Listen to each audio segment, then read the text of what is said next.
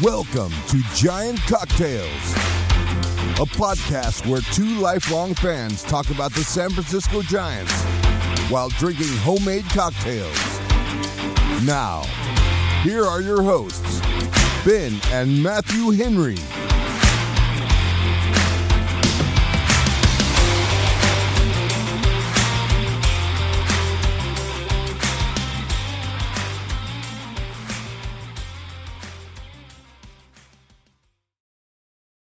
Hey there, cocktail connoisseurs and baseball buffs.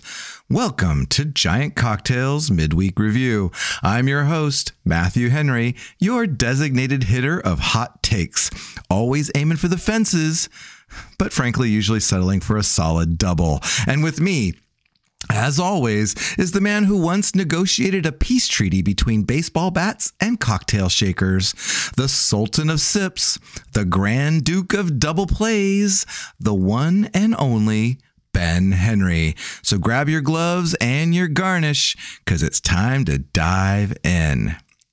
How you doing, Sultan of Sips, Grand Duke of Double Plays, out negotiating peace treaties and everything? Peace treaties between cocktail shakers and baseball bats. I mean, you really do want to have a peace treaty with baseball bats. Matthew, did you know that the rest of the world that doesn't play baseball knows baseball for two things? What's that? The baseball hat. They wear the baseball hat all around the world. And baseball bats. Hats and bats.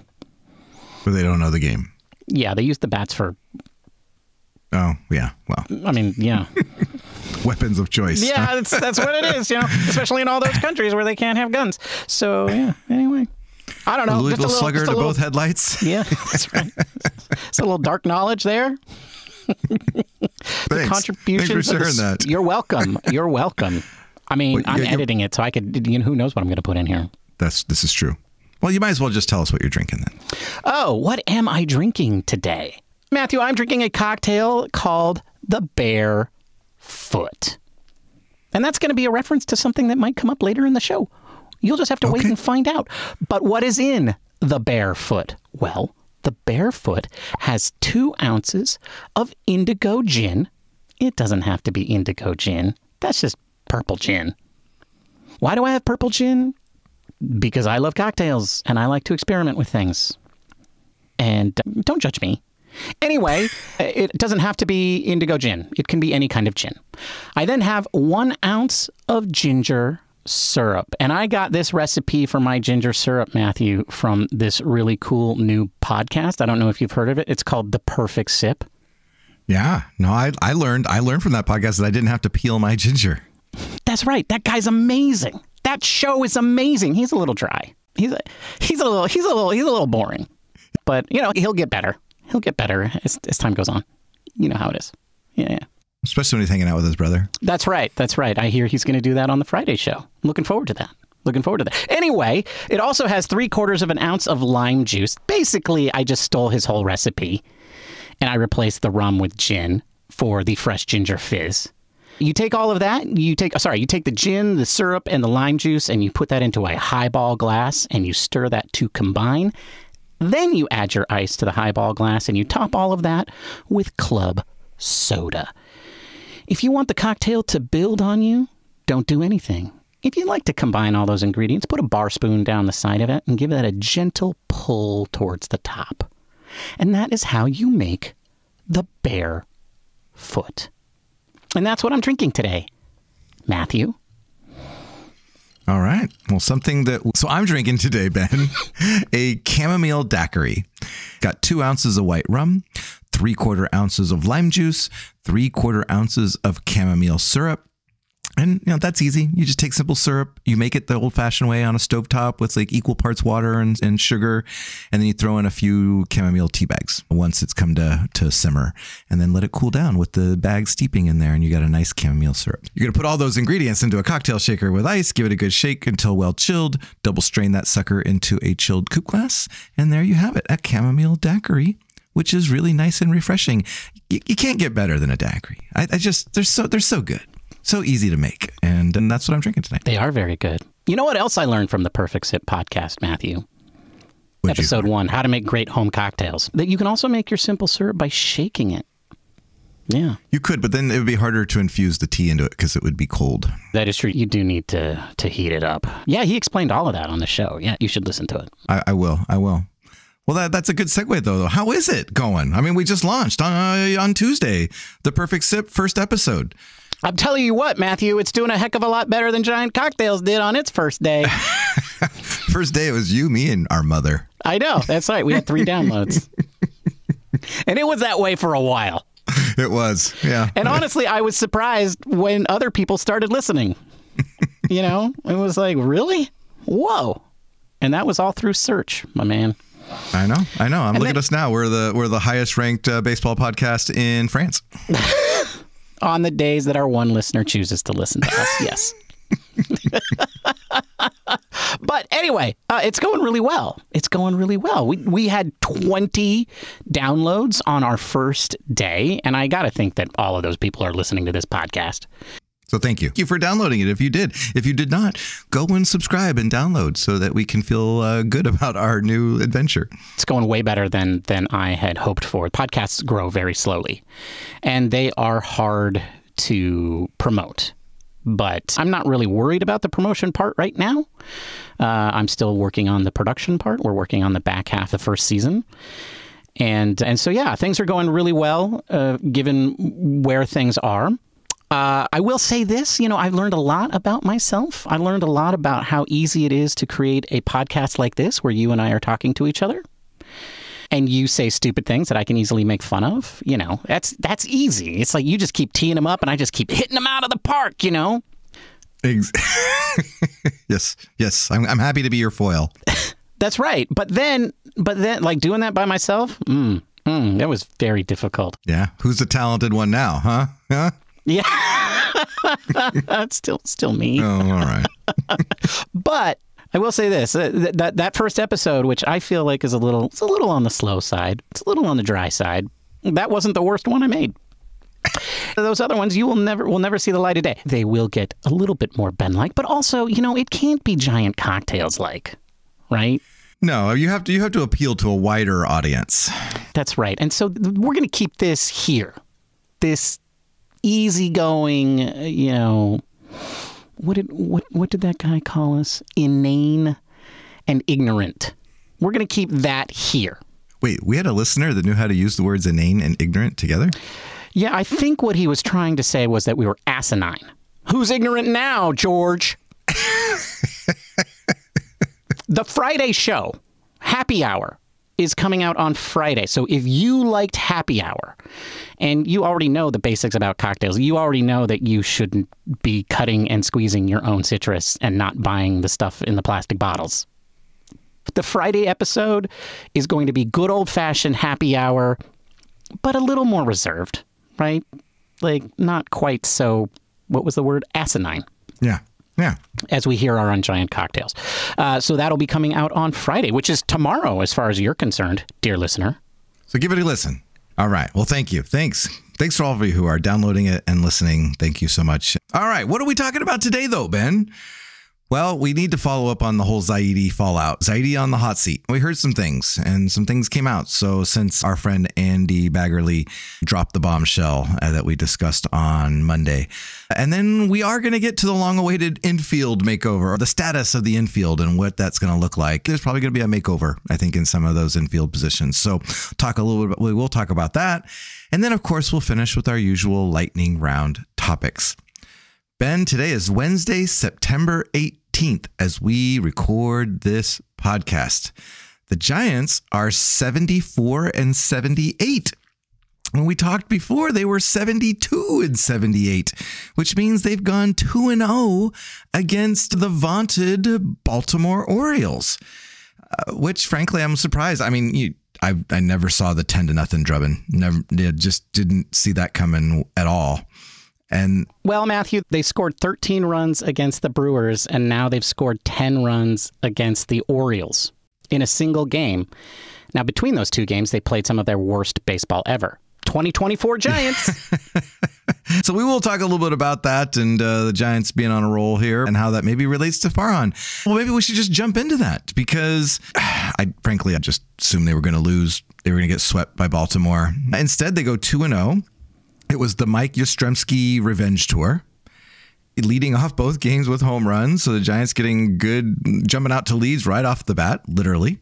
And yeah, I just wonder, though, like if they win again on Thursday, like, is this enough to save Farhan, where the Giants now are all of a sudden playing better than playoff bound teams? What happens when they go into Kansas City next week over the weekend? And if they win 2 out of 3 or sweep them, then all of a sudden we're back near homeostasis, at least.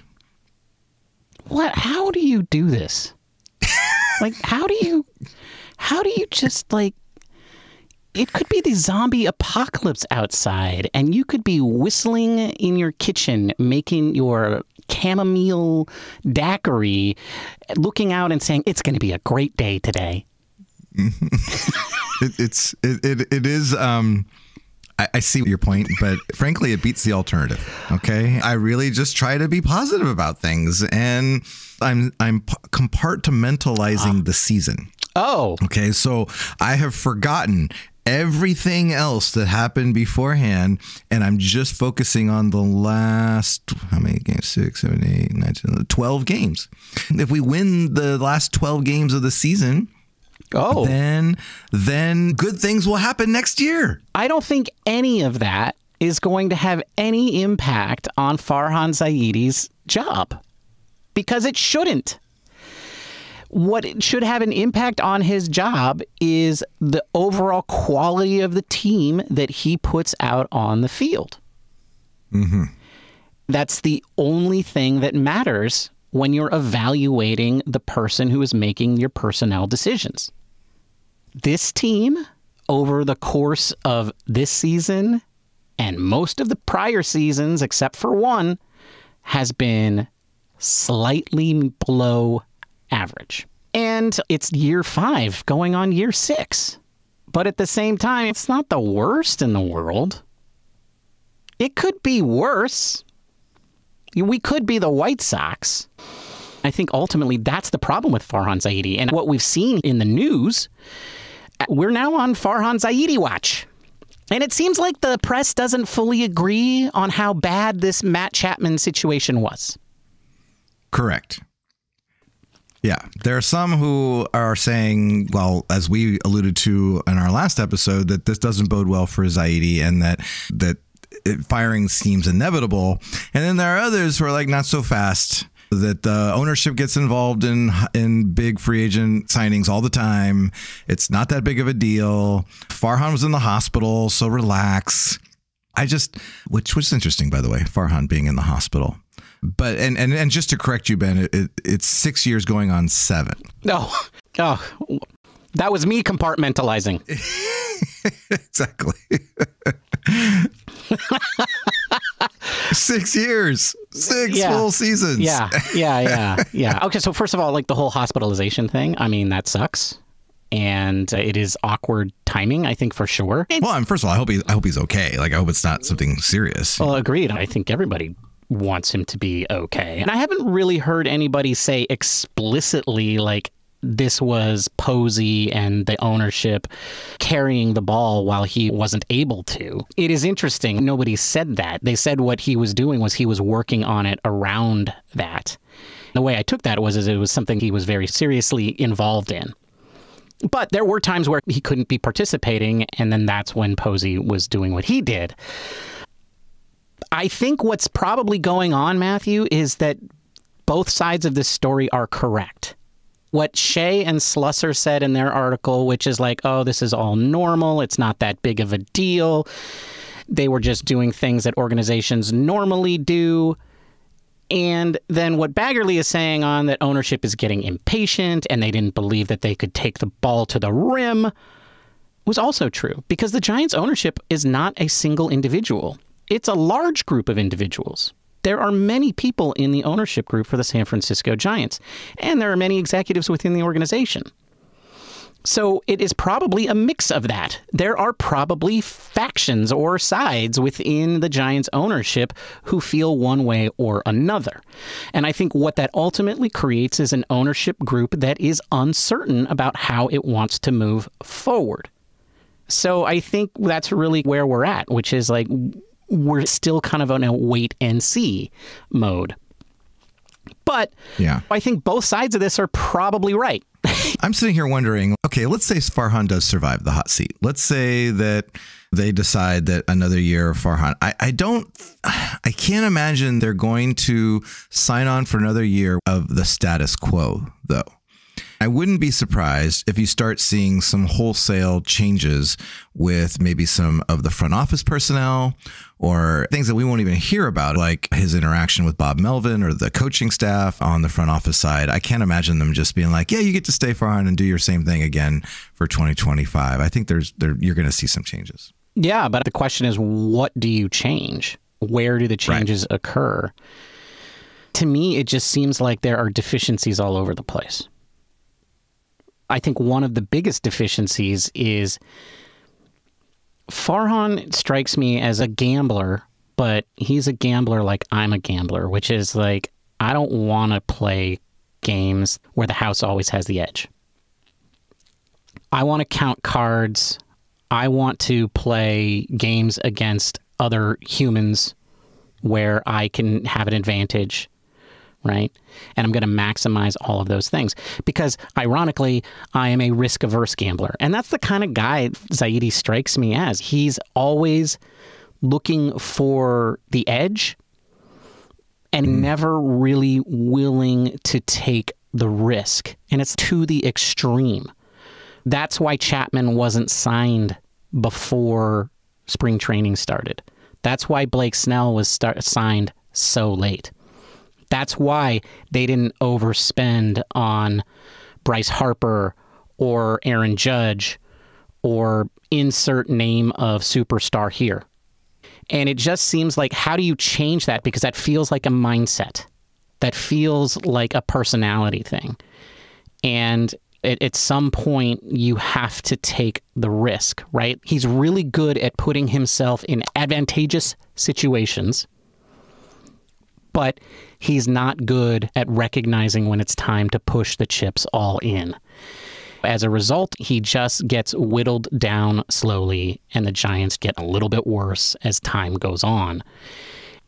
I don't know how you change that. All right, well, I guess we will see how this plays out and continue to monitor Farhan's hot seat. How hot is it? All right, we had meant to talk about the Giants infield on Monday. That's right. When we got wind of Andrew Baggerly's piece around Farhan. So we bagged that. Now we're going to bring it back. We should probably look at all the infielders that the Giants have at their disposal for next year. And maybe we could see what the Giants could do to improve their infield. Frankly, Ben, there's probably two infielders that are safe. And after that, I'm not so sure.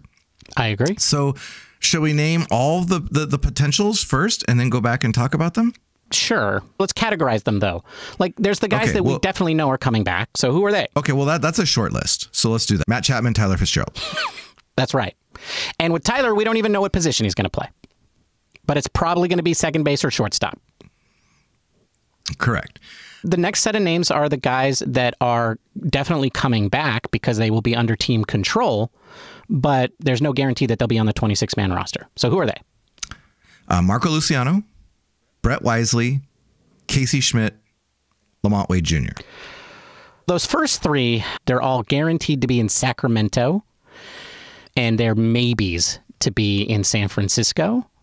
And I think we can count on seeing them throughout the year. Although Marco Luciano, man, that guy just keeps getting lost. I've lost track of him again, Matthew. Have you seen Marco? Marco! Polo! Marco! Polo! Marco! Polo! Marco! Polo! Yeah, see, I don't know where he's at either. Yep, nope, can't find him. Nope. So I hope he's somewhere safe, at least. Right. I don't think anybody thinks that any three of those guys is going to be a major answer next year. No. So the one interesting name, though, that you did mention on that list is Lamont Wade Jr. That is the biggest question mark on this team. At one point during the season, he was the Giants' most complete and best hitter. But his power is just completely gone. It's not that he's a bad player and he's not valuable at the plate. It's just that what you need, and especially what this team needs out of that position, is so much more. Yeah. I don't know what they do with him. I don't know who takes his place. I think there's a good chance that he starts the season with the Giants. I think the chances of him ending the season with the Giants are very, very low. Well, especially since we have a super fast rising prospect that could take that spot. And that is a name further down the list, so you got to get rid of the other names before you bring that one up. But yes, you are right. All right, well, let's talk about those other names. So these are the other names. David VR, who sometimes I just forget that he's still hanging on, man. David VR, Wilmer Flores, Donovan Walton, Mark Canha, and Thairo Estrada. All those names have either been there before, they're all veteran players. Do you see any of them helping next year? I mean, maybe Wilmer Flores will exercise his option to take the $3.5 million, but then the Giants will probably DFA him. David VR, I believe this is his last option year. Thairo Estrada, I don't know what his contract status is, honestly, but I think he can become a free agent at the end of the season. Donovan Walton might be a guy that they want to sign to a minor league contract if he's not under control, because he seems like a really good replacement level player that you want in your organization. But none of these guys are going to be on the opening day 26-man roster. Yeah. I agree with you. I think all those names, none of them are going to move the needle on the 2025 Giants. I would argue that now we've seen enough where you need to look outside the organization. I don't think there's anything in-house that's going to help improve the infield. There's no one up and coming besides maybe Bryce Eldridge, especially middle infield, that could do that. But anyway, potential additions. Okay, because... Why don't you start with Bryce Eldridge, because you keep nipping it. Let's just hit it straight on. All right, let's talk about Bryce. 19 years old. He's 19 years old this year, 20 years old next year. At this point, Ben, I would not rule out him starting the season with the Giants. Wow. I also wouldn't rule out him starting the season in Richmond at AA. If he has a great spring and no one else separates in the first base position and they don't go out and solve that in free agent, I could see him being the guy. That's not outside of the realm of possibility. He's going to get invited to Major League Camp. He's going to be in Major League Camp in Sacramento. He has been there for 4 games. He is 5 for 16 with a 4-game hitting streak. He has not gone 0 for yet in AAA. Now, they've all been singles, but he's also walked 3 times. So he's not getting dominated. The sky's the limit for him next year. He will be on the Major League roster at some point next year. I think we can definitely count on that. I think it would be unlikely that he starts opening day, but I agree with you. It's not outside of the realm of possibility.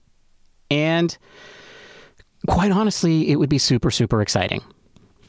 It also has the potential to backfire. So I guess it goes back to that gambling man. It does. Farhan Zaidi. How big of a gamble does he want to take? If he wants to go for it, yeah, he'll be on the opening day roster. If he doesn't want to go for it, no, he'll start in Richmond. And I'm not saying that's the wrong decision. I'm just saying, I'm almost talking myself into being like, no, there's no way he starts on opening day.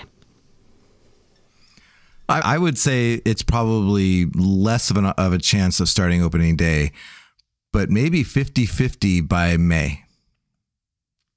Yeah, I think early is likely. Yeah. I think late is definite, right? Early is likely. I think we will likely see him sooner rather than later next year. Agreed. Okay. So that's one possible solution to our infield solution. But there are others out there on the free agent market that could certainly help the Giants. Now that we have Jung-Hoo Lee, all right, there's been no hit. They're not hiding the fact that Jung-Hoo Lee and Ha-Seong Kim are best friends. They're BFFs. Right. And so maybe Ha-Seong Kim is a free agent at the end of this season, and maybe the Giants sign him as their everyday second baseman or shortstop to complement Tyler Fitzgerald. I, for one, would be on board with that. I think that he represents one of the better options, not the only option, which we'll talk about, but I think it would be fun to see that story of him and Jung-Hoo Lee. I think they could help each other being on the same team. I just think there's a lot of positives, and I really like Ha-Seong Kim, so I would fully advocate for Ha-Seong Kim to be a Giant next year. Ha-Seong Kim is a great player. On the downside, his defense has definitely taken a step back this year. So he has not been quite as defensively valuable this year as he was in years prior. The great thing about him was he was a decent offensively, and he was great defensively. That great defense has kind of diminished it a little bit this year. That being said, he's only 28. Could just be a blip. Maybe he's struggling with some injuries that will not be a big deal in the long run. So yeah, I like Ha-Seong Kim a lot. I don't think I like him as much as I like Willy Adames, who is my pick. While Ha-Seong Kim has been a 97 OPS plus, Willy Adames has a 120 OPS plus. He has 32 home runs, a 249 batting average, a 329 on-base percentage, and a 469 slugging percentage. And his B-WAR for the year is 3.2, which is not as good as his career year of 2022, but is comparable to the last, 2021 and 2023. That being said, his defense is even worse than Ha-Seong Kim's.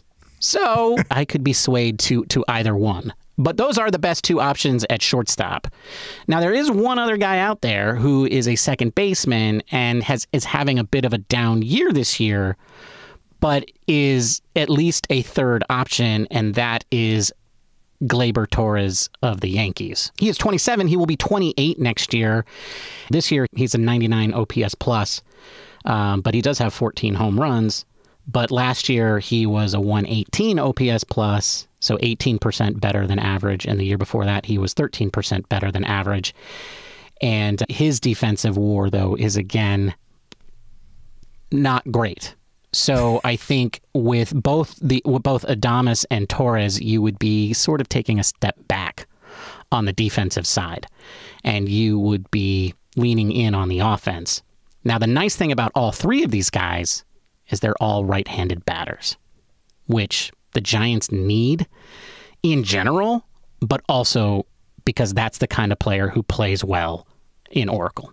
So I would take any one of those three guys, quite frankly. Yeah. No, I mean, it's interesting that you look at the defensive WAR, and like both Torres and Adames are negative WAR on their defensive side. And so when you look at, someone like, you've got a bunch of ground ball pitchers and like Logan Webb, and, Blake Snell probably won't be there next year, but, generally the Giants pitchers are kind of ground ball type pitchers. It makes you wonder how good of a fit they would be and whether the Giants would value them as much.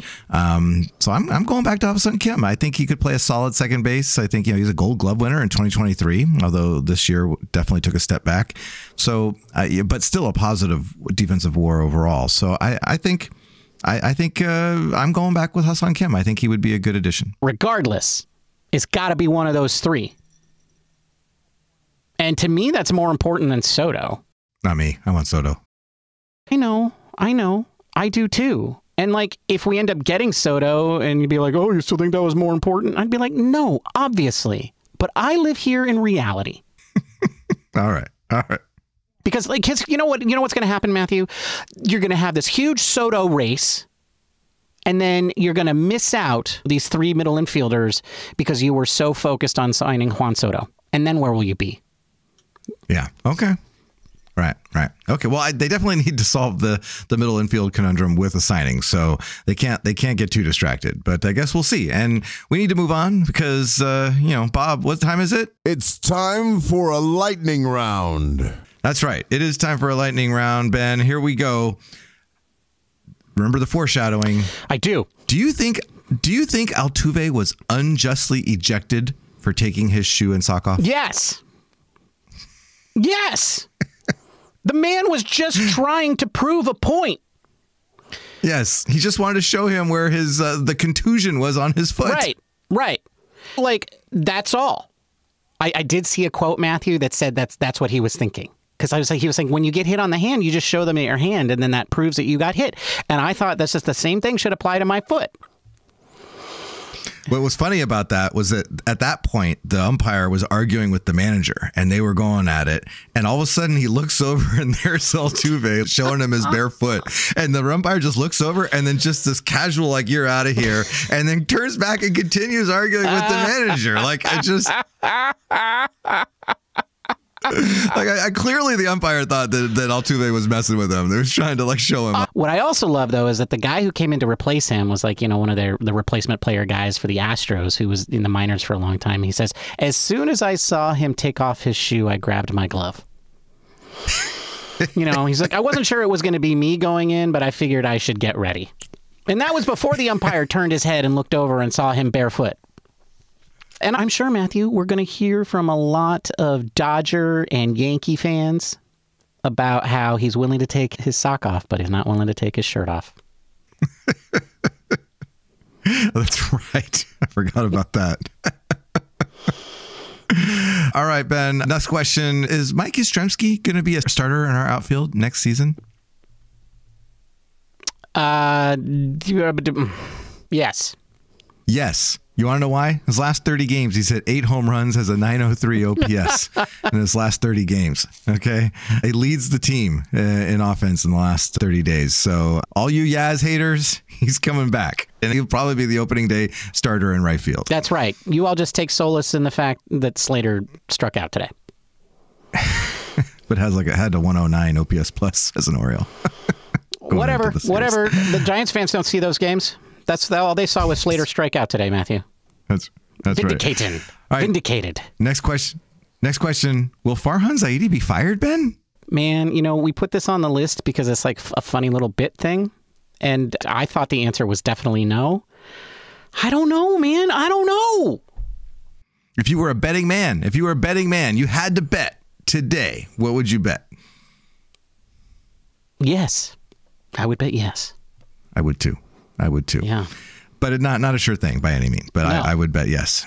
Finally, Ben, will the Giants make the playoffs?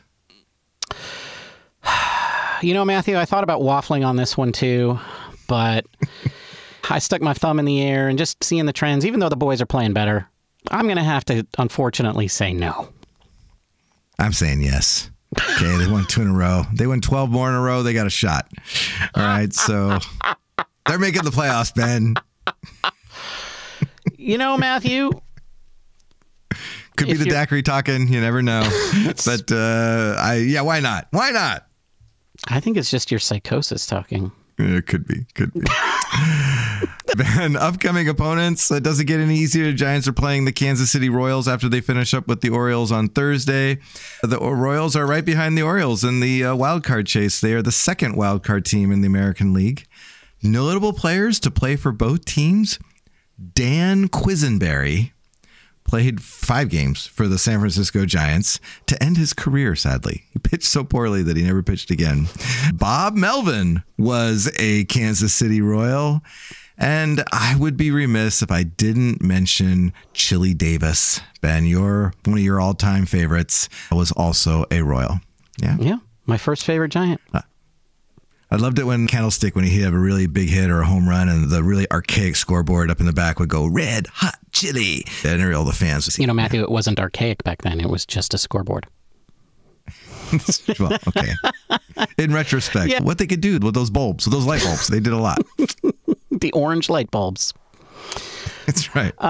Man, the Giants played the Royals in a World Series. Do you remember that? I do. Yeah. And there they are, going to the postseason. Must be nice.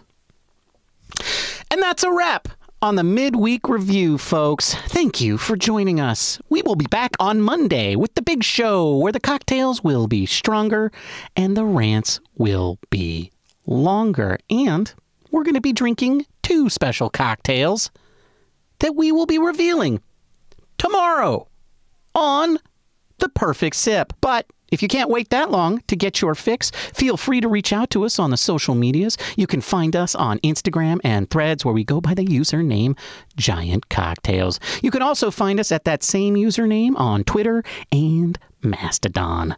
Also, don't forget you can listen to us on YouTube, so run over there to like, subscribe, and comment. But most importantly, be sure to leave us a positive review, like 5 stars positive, at your podcasting platform of choice, aka Apple Podcasts or Spathify. Ooh.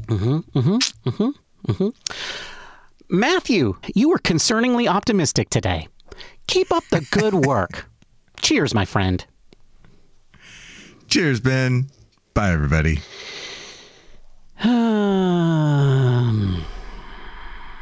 Man, I'm just going to have to cut aggressively. I'm just going to cut aggressively. I'm just going to go in there. I'm just going to cut. Like, I'm going to be like, nope, Ben's saying something smart. I don't care. Get rid of it. Yeah, we went a little long today. Damn it. Goodbye!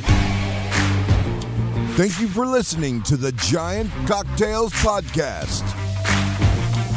Until next time, bottoms up.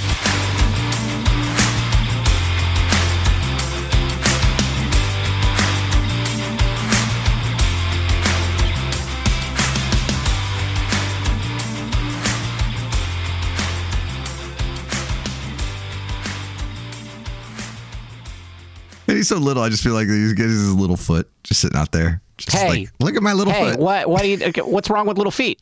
Huh? Huh? I'm not judging. I just thought it was funny that he'd take off his shoe and his little tiny feet are sitting out there. Just showing everybody his little feet. I don't know. What you want to say something that's PC, Matthew? You could say hobbit feet. Okay. That's what people call mine. They call my hairy feet hobbit feet because I'm like a hobbit. Well, no argument there. Yeah. Because I'm basically the same size as Jose Altuve. Did you know that? I did. Yeah. Yeah. Although I actually really want to meet him because they have your height listed in the media guide. Yeah. But they always say like, oh, that's overdone, and they add like a couple inches or whatever. Yeah. Yeah, and the way they talk about Altuve, it always sounds to me like he's like 5'4". I think so. Wow. All right, Frodo. Do you think I could have hit a major league home run? No, you could not have. I have really good eyesight. Yeah. But you would have pulled a hammy just swinging. Oh, shut up. Yeah, if I had played baseball, I would have been a Craig Biggio type. Mm-hmm. You would have led the majors and hit by pitches. Yeah. Leaning into everything. Now that I've compared myself to Jose Altuve and Craig Biggio. And Frodo. And Frodo. And Frodo. Yeah. I'm more of a Merriweather. I was going to say I'm more of a Samwise, but no. God. Merriweather. No, what's the really bad one? What was his name? The Took. Pippin. I'm more like Pippin.